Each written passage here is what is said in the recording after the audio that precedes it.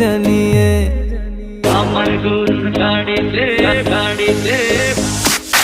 আমার গরুর গাড়িতে বউ সাজিয়ে সানাই বাজিয়ে আরে যাবো তোমায় শ্বশুর বাড়ি নিয়ে